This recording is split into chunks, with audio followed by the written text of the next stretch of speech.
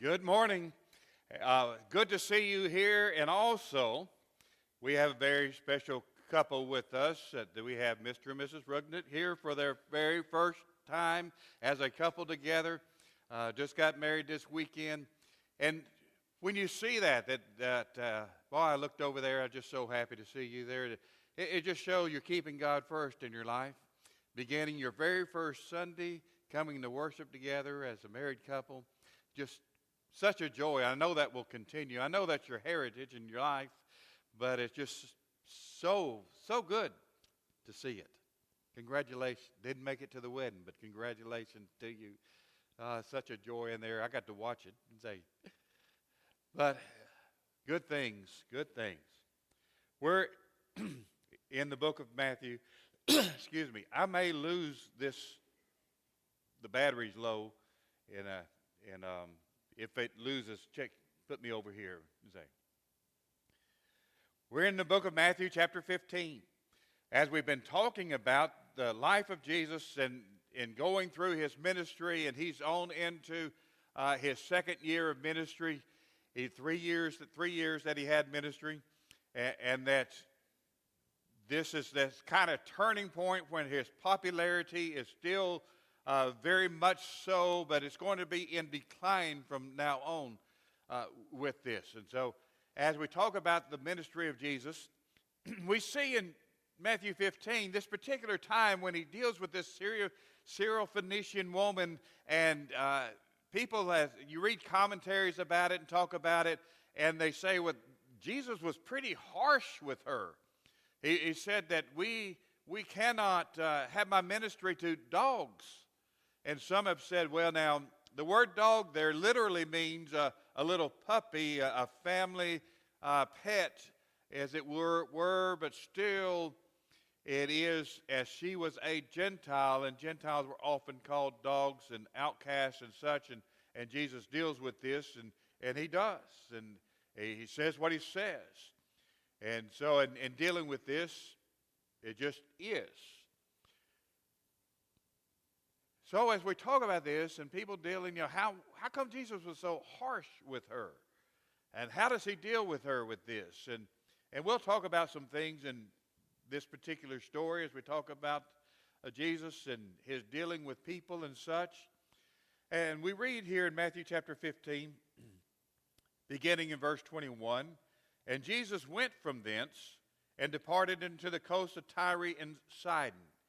And so where is Jesus when we read about this? He is at the Sea of Galilee, and he's going up north.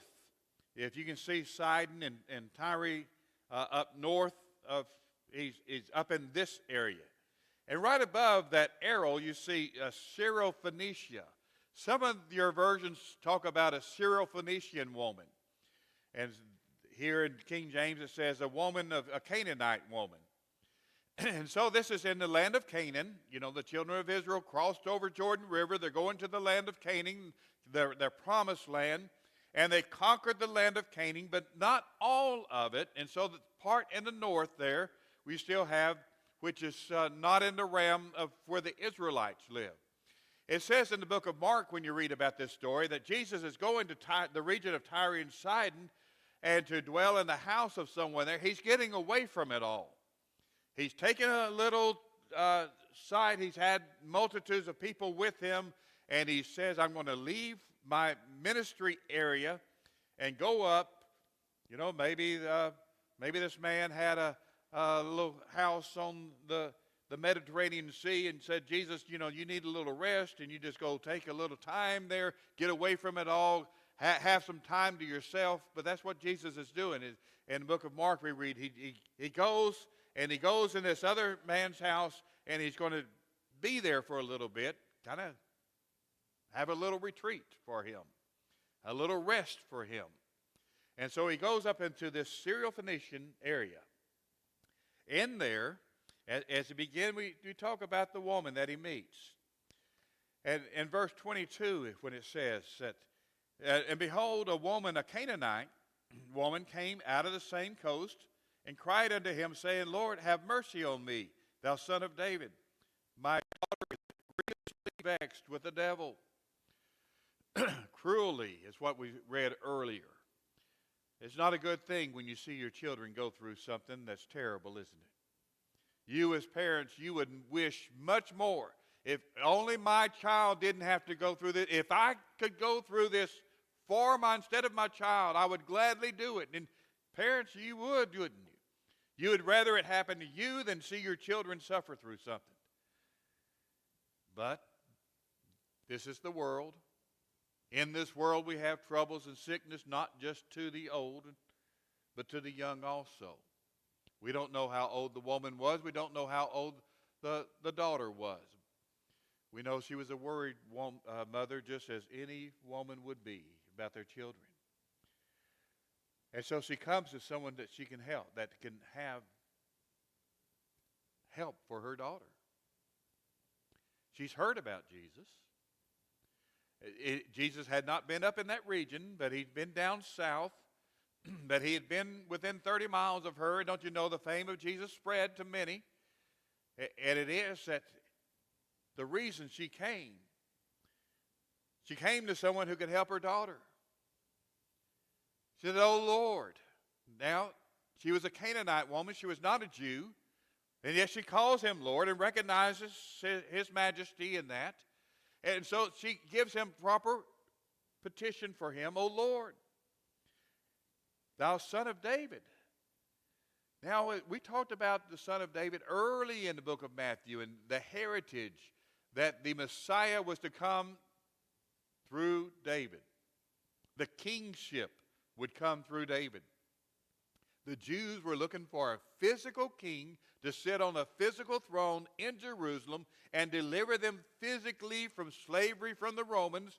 And that's who had been promised for years and years when we talked about the Messiah, that this king that would deliver them, that he would be a sovereign king, that he would reign, and they would have a joyous kingdom like the kingdom of David.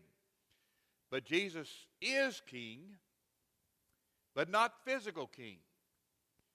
He has his kingdom, which is the church. And it is a spiritual kingdom. Colossians 1 verse 13, that we are translated into his kingdom. We are made to be a part of his kingdom. And he is King of kings and Lord of lords right now. We're not looking for a time in the future when he's going to be King of kings and Lord of lords. We're not looking at a time in the future when he's going to set up a physical reign. He is reigning right now, and we are part of his kingdom and part of his reign as Christians. But the Jews didn't understand this. But here's a woman. She recognized, she's heard about Jesus. I don't know if she read about the prophecies in the Old Testament, that Jesus fulfilling the prophecies. We've read about that in the book of Matthew, all the prophecies that Jesus has fulfilled and will fulfill upon the cross, showing that he's the son of David. And she comes and she recognizes who he is and gives him this proper authority. The reason she comes, "Oh Lord," there's someone who can help her. The reason she cried, "Have mercy upon me." She needed mercy. She needed help. I'm sure as a mother she had done all that she could do to help her daughter. I'm sure she had gone to everyone possibly that she could ever hear about to help her daughter. It's not mentioned in here, but that's what you would do. That's what any mother would do. Help my daughter. And she cried, "Lord, have mercy upon me." Just come and extend mercy to my daughter. Help my daughter. Heal my daughter. You've healed others. Heal my daughter. Demons have been cast out. People who were lame could walk. People who were blind could see. She changed lives.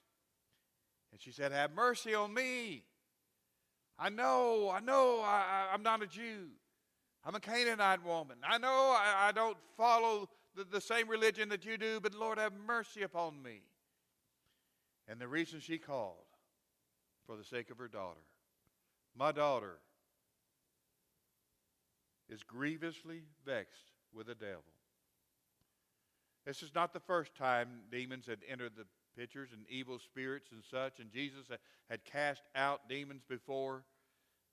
He'd even done it in the Gadarenes, which were the Gentile area, and maybe she had heard of that, which was across the river, but she asked for help for her daughter. And Jesus answered and talks about this. Have mercy upon me, O thou son of David. My daughter is grievously vexed with the devil. But he answered her not a word. I find that strange, don't you? Why didn't he say something? What was it that... I don't know. But because of this, the disciples came and besought him, saying, send her away, for she cries after us. That cries is a continual loud lamenting. That she's just not politely, quietly asking. She is loudly making this petition known. Everybody hears it. As we talk about obstacles of faith and opportunities of faith, let's look at these. Number one, obstacles of faith. She had to overcome race, who she was. She was a Canaanite woman, a Syro-Phoenician woman. She was not a Jew, and she was not raised with the Jewish religion, as we talk, that she is a Canaanite woman. And so she had to overcome that. Along with that, she had to overcome religion. That Jesus was not her Lord, was not she was not a descendant of the son of David. She was not a descendant of Abraham. She was not looking for Jesus to be king over her. Her religion was different. She was a pagan, a heathen. She worshipped other gods, as they did around Syrophoenicia. So the Jewish religion was not her religion. And so she had to overcome race, and she had to overcome religion. She had to overcome rejection when it wasn't. She came to Jesus, and Jesus just doesn't say a word about this. And in fact, the disciples are saying, trying to have her to be quiet and say, Jesus, why don't you just send her away? She didn't receive acceptance immediately. It wasn't that she came and cried, oh Lord, have mercy upon me. And Jesus said, well, come on, I'll have mercy. What's your problem? We'll take care of it. And so she was persistent in this, had to overcome rejection. And she didn't say for the first time that, well, you need to be quiet or you need to be sent away. That whatever dealt with that, she had to be persistent. We need persistence also in it. That obstacles to faith, that sometimes it is, sometimes you ever ask in prayer and Jesus answered not a word. You ever wonder about God? Did you hear my prayer? I don't know whether you heard or not. God, I hadn't heard from you. I hadn't seen anything. I don't know. And so do you just quit and stop? Or do we keep continually, persistently praying? An example of this woman, she didn't give up. She didn't make one request and say, okay, that's it. She said, I need help. And I've come to the only one who can help me. That's our life too, isn't it? And sometimes it is that we may feel like God doesn't hear us or God has rejected us. But be persistent in prayer. Luke 18 verse 1 talks about this, being persistent in prayer. And she had to overcome the reality is that she was a Canaanite woman and he was a Jew, and that he is up in this region, but the reality is he wasn't sent to me.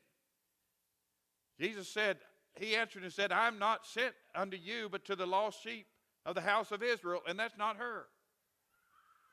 He wasn't sent to her. And Jesus deals with sending out the 70. He sends them out into Jews. Later on, after the cross, Jesus will send out his disciples to the Jew and to the Gentile. Later on, we'll have the Great Commission in Matthew chapter 8, 28. We'll get to that. We'll get to that. And when we get there, he's going to send his disciples out into all the world, to the Jew and Gentile. But right now, he is sent to the house of Israel. And the Jews, the Jews were rejecting him. Many accepted, but many rejected him. She had to overcome these. Sometimes we have to overcome obstacles to continue in our faith, and our faith to grow, and our faith to be great. To grow from no faith to little faith to some faith to great faith. She wouldn't give up. Don't stop believing. Just because things aren't going our way, don't stop believing. Don't stop requesting. Don't stop asking. Keep growing in your faith. And as we talk about the obstacles of faith and the opportunities of faith, she calls upon his messiahship. See, oh, Son of David, I know who you are. I know that you were sent from God. I know you are fulfilling prophecy. I know you are the one who can do miracles. And she calls upon this, his messiahship, the one sent from God. That's Messiah, the one sent from God. Messiah, King, anointed one. All of this she had heard about. I don't know how much she knew. But she got to the core of the matter. Jesus and who he is. He is the Messiah. He is the King of Kings. I don't know if she knew everything about that, but she knew something about it, and that something was enough to call upon him. She calls upon his mission. Lord, have mercy upon me. Isn't that the mission of Jesus? Jesus said, I come to seek and save the lost. That was his mission. To seek and save the lost. He didn't come just to heal the blind man. He didn't come just to feed the 5,000. He didn't come just so the lame would walk. He didn't come just so devils would be cast out. He came to seek and save the lost. That's our mission also, to seek and save the lost. She called upon his mission, Lord, have mercy upon me. You are a merciful Messiah. You have shown mercy to others. And this is your mission as we go into all the world and preach the gospel to every creature. By and by it is that we show mercy, love, forgiveness. She calls upon his mission. And she calls upon his mercy in that mission. Lord, have mercy upon me. She said, I know I'm not worthy. I know I'm not one of the house of Israel. She could go on and on about what she's not. So can we, right? We can go on and on about why it is that we're not. Well, I don't know. I'm not one who knows a lot of Scripture, and so I can't go teach people. I'm not one who has a lot of opportunity to help the benevolent. I just don't know people, or that I don't know this. I don't know that. I can't do this. Can't do that. I wish I could. And we can go on and on about what we don't have instead of what we have. She had Jesus in her area, and that was enough. Here's Jesus. He has come up here where I am. I've got a need. I've got a daughter. She's sick. She has a demon possessed. And that's all. I need help.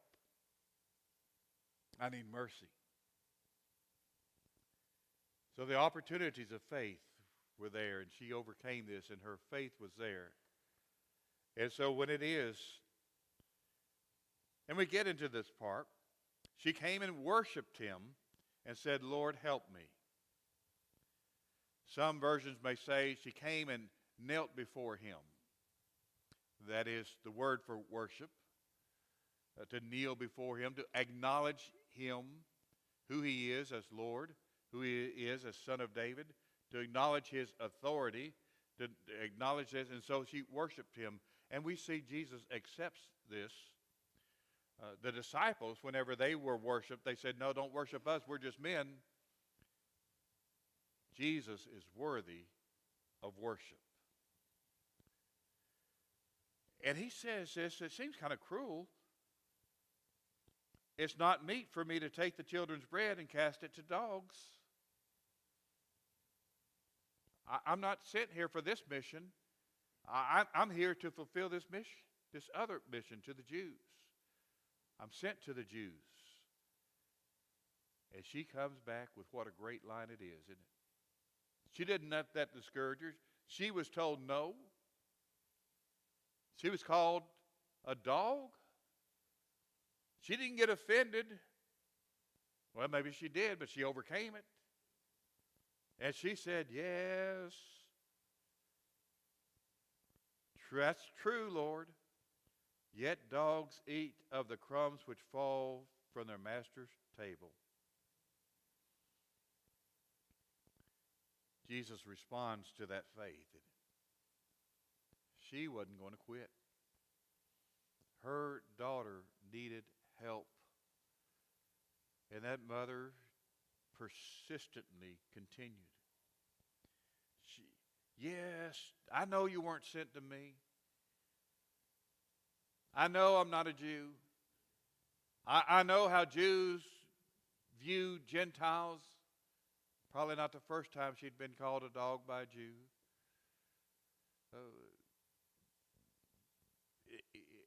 Probably, we'll just say, if she's had any dealing with Jews. Yet, but even the dogs eat the crumbs. Lord, is there just a crumb for me? Is there just a little bit for me? Lord, just a crumb would make a difference in my life. And it did. Just a little bit of Jesus. And she knew that crumb would make all the difference there is in her life. And so Jesus responded to her faith and said, woman, great is your faith.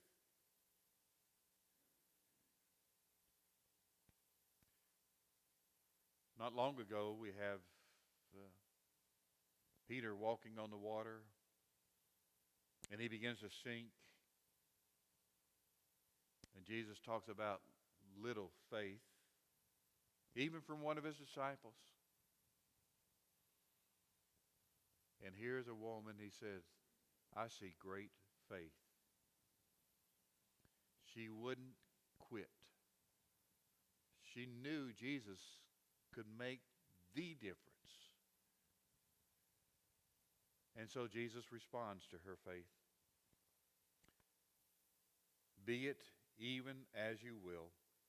And her daughter was made whole from the very hour. Isn't that wonderful? The woman wouldn't quit, would she? She wouldn't stop. Jesus rewarded her with her great faith. And so what can we learn from this and apply to ours? And I thought about different things of saying it. I finally just dwelt upon this particular verse. In Matthew chapter 7, verse 7 and 8. Ask, and it will be given to you. Seek, and you will find. Knock, and the door will be opened. For everyone who asks receives, and he who seeks finds, and to him that knocks the door will be opened. In the book of James, it talks about those who aren't have. He said, "You have not because you ask not." How many times it is that we just don't ask? That we say, "Okay, I've got it on my own. I can handle it by myself. I know I've got a lot of problems. I know I've worried. I know that things are upon these shoulders, but these shoulders are broad, and I can do it by myself. I don't need help from you. I don't need help from above. I can do it." We ever thought about that? You ever been there? You ever been weighed down so much that your shoulders get tired? Come unto me that all thee that are weary and heavy laden, and I will give you rest, Jesus says. 1 Peter 5:7 says, casting all your cares upon him, for he careth for you. And we just need to ask. And ask the one who can help. And sometimes we're so prideful or stubborn or whatever we are that we don't ask.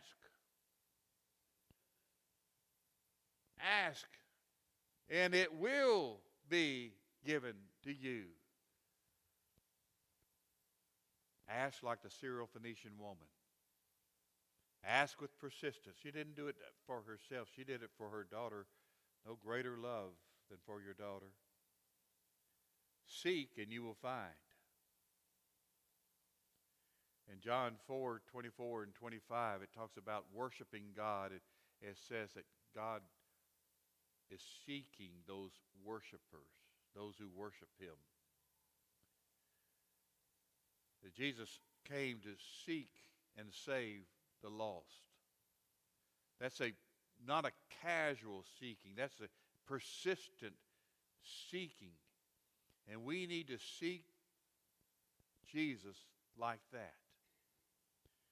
Not just casually live our life. And if Jesus happens to come our way and happens to come by at some time, then maybe it is that he can change our lives. If it happens that way, he says that this says to seek and you will find. Matthew 6:33, to seek first the kingdom of God and his righteousness, and all these things shall be added. Sometimes we ask, but we don't seek. We don't refocus our life upon that which is spiritual things.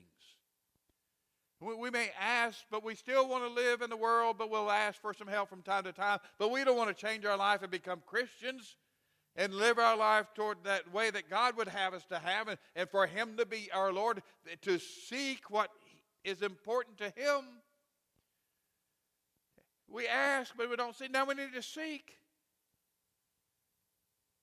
And knock, and the door will be open. Sometimes we can come right up to the door and just stand there. What would happen if the door is open? Well, it's going to change your life. For the door to be open and you walk through, it's going to change your life. You're going to become a Christian. You're going to seek spiritual things. You're going to have a church family that loves you and supports you and encourages you and worships together. And you're not alone. Knock and the door shall be open. Jesus talks in the book of Revelation when he talks about, behold, I just stand at the door and knock. Knock. How about you knocking? And the door will be open. And so my 3 lessons for life from this would be ask, seek, and knock. Be persistent like the Syrophoenician woman. Let your faith never give up, no matter what obstacle there is. And you have obstacles to your faith. And I don't know what your obstacle is today, but you have faith or you wouldn't be here. Is your faith going to keep growing? Is your faith going to keep on? Because sometimes this world knocks us down that we lose faith. And we wonder where God is. And we feel rejected, much like this woman did. She didn't quit. What about you? What about you? When you feel rejected, don't give up. When you feel like you're not worthy, don't give up. When you feel like Jesus is here for everyone else but me, don't give up. Great is your faith. That's how to have great faith. How's your faith? Growing or not? If we can help you and encourage you live in the Christian life, if there's anything that we can do to as we walk on our journey together going to heaven, sometimes we falter, sometimes we fail, sometimes we fall, but we're in it together. We're here for each other. We pray for you, you pray for me. Together, we can do it. If we can help you and encourage you in any way, won't you let that be known? Come as we stand and sing.